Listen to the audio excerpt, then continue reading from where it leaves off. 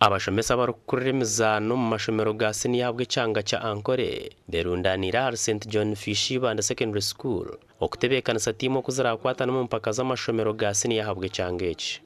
abashomesa ba timu zabe zarabera mu kujwekera districts 15 tiraho nambara site nibo bakwasira ubururaho timu zaboje n'abice bagaburwa mu group 16 ubwo buri yemwe mu timina kandi zirakore kurunja aho zirije kurabaho kuzo mu ruzana rwa timu 32 those twazimara kandi akaruru umwe kabonera akwa group 18 group O teams of course respecting our teams ngati kugira ngo tuzitina tuzamani nyina masiko mingi kugira ngo nsakorabamo mpaka final kandi chikopo tuchitwari twazaje tarokwe kwasango bamwe bakuri kutera karuru bakutuma groupe yo rukuzamu ini high school yanje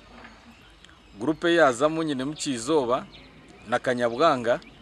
nintekateka ngo mukibinje cyonshemeye kurgamu mukama yankwatara habo kuba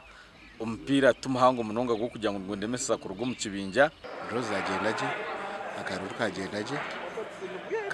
kagendaje kugira ngo tuzakorofayira kurgo mu group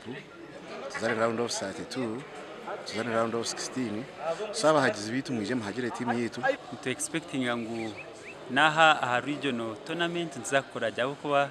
na draw twakwata weru mu tournament harimo umuntu munafukonka itwe nkitwe nka Werden twetebekanise munonga kubugana buri yo mu turabugane tuzane na umpiro good train yakwa abana bitu bari talented kandi tubesika Egidio Musinguzo chairman wakachika karukure byemizano ya sini yo mucyange eki agizire ngo kushara mu group 16 no kwenda kwera za timu kuzano mbwire hamwe no kwanguhirwa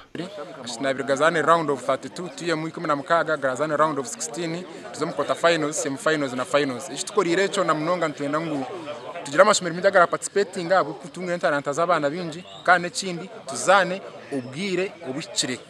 impaka zabishinjije kutandika biro mushanje kusiye biro nabyo kwezi kwa kana lereza boje zitandike biri kusiye biri 10 byo kwezi nuko kumwe kandi zone zimpaka nzija kuba hari banda secondary school lero team inezera yebembere zirije kurabaho kujwekere cyange cyo mpaka za Uganda yona Abwa TV West and Aloysius Byamukama.